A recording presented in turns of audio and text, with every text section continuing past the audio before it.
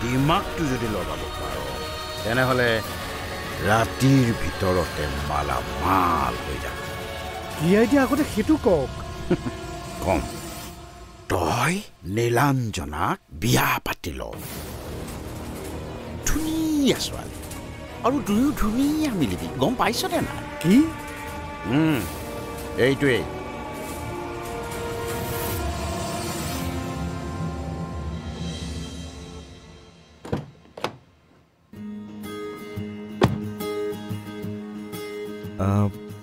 তোমাৰ হাতত সময় বেছি নাই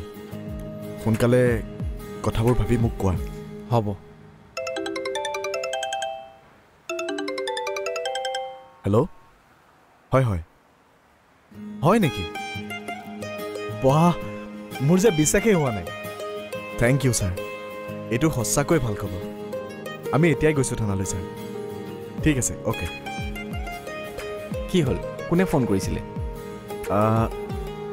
আমাৰ যে গাড়ীখন হেৰাইছিলে সেইখন পাইছে বোলে অ' চি ছাৰে ফোন কৰিছিল আমাক থানালৈ মাতিছে আৰে বৰ ভাল খবৰ দেখোন ব'লা থানালৈ যাম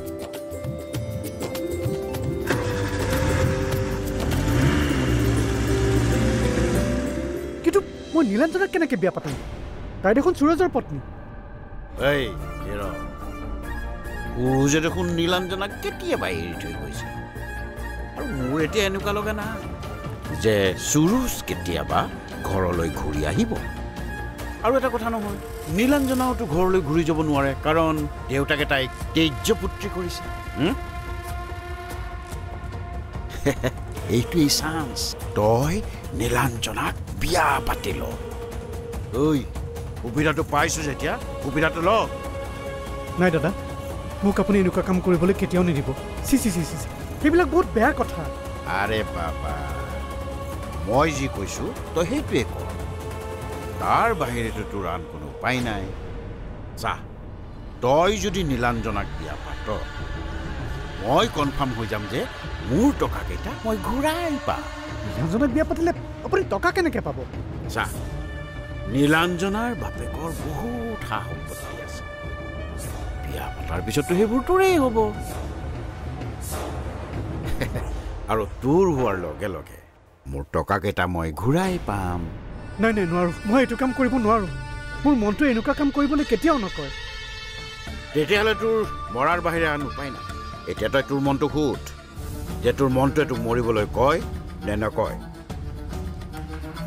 চা মই কথাবিলাক মিউচুৱেলি পাতিছোঁ খঙেৰে পতা নাই নহয় চা তাত তোৰো লাভ আছে মোৰো লাভ আছে আৰু তই এইটো কাম কৰিলে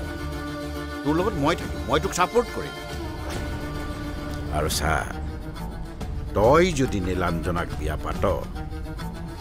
তোৰ বন্ধু সুৰুজ জ্বলিব নে নজ্বলে ক হা জ্বলিব ন জ্বলিব তাক জ্বলাই জ্বলাই মাৰে আৰু সি এইটো খবৰ পোৱাৰ লগে লগে সিটো তোক বিচাৰি আহিবই আৰু তেতিয়া মই তাৰ অৱস্থা কি কৰিম চাবি তোৰ বন্ধুক মই বিচাৰি আছো মুঠতে টকা তই দিবি আৰু তাৰ মজা বাহিৰ কৰিম মই এই মুন্না ভাইয়ে সূৰ্যক কেতিয়াও এৰি নিদিয়ে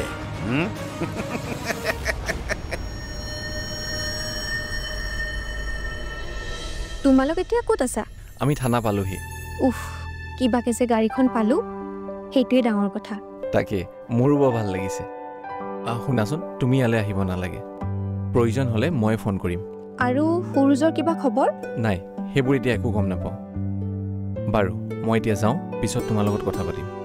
ঠিক আছে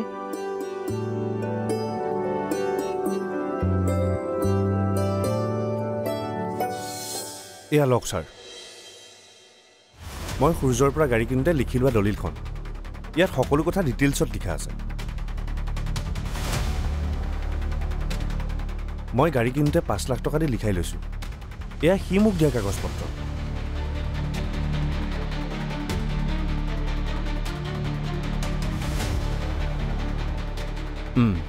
বুজিছোঁ তাৰমানে আপোনাৰ গাত কোনো দুখ নাই কিন্তু গাড়ী কিনাৰ প্ৰচেছটো ভুল হৈছে এনেকৈ কোনোবাই কাৰোবাৰ পৰা বস্তু কিনা বেচা নকৰে য'ত গাড়ীৰ মালিক উপস্থিত থকাৰ কোনো প্ৰমাণেই নাই আৰু এইবোৰ জনা কথা এজন সচেতন নাগৰিক হিচাপে আপুনি এইখিনি জানিব লাগিছিল হয় ছাৰ সেইখিনিতে মোৰ ভুল হ'ল কিন্তু ছাৰ এতিয়া মোৰ কি হ'ব গাড়ীখনৰ মালিক যিজন হয় কোৰ্টে অনুমতি দিলে তেখেতে ঘূৰাই পাব গাড়ীখন কিন্তু মোৰ টকা আপুনি কি আমাক সুধি টকা দিছিল সেয়া কোৰ্টে সিদ্ধান্ত ল'ব আৰু টকা মৰা মানুহজন এতিয়া পলাতক ছাৰ মই সূৰ্যৰ ওপৰত এতিয়াই এজাহাৰ দিম সি মোৰ ওপৰত ফৰ্ট কৰিছে সি মোৰ টকা পাই পাই ঘূৰাই দিব লাগিব সি মোৰ টকা খাই সাৰিব নোৱাৰে ছাৰ ঠিক আছে আপুনি এখন এজাহাৰ দিয়ক আৰু এটা কথা কেছটোত আপোনাৰ নামটো সাঙুৰ খাইছে যেতিয়া আপুনিও নিজকে নিৰ্দোষী বুলি নাভাবিব দোষী আৰু নিৰ্দোষী সেইবোৰ সকলো কোৰ্টে ডিচাইড কৰিব গাড়ীখন পালোঁ যেতিয়া এইবাৰ আমাৰ টাৰ্গেট সুৰজ তাকো বিচাৰি উলিয়াম এতিয়াৰে পৰা সম্পূৰ্ণ খণ্ড উপভোগ কৰক কেবল টিভিত ৰং চেনেলত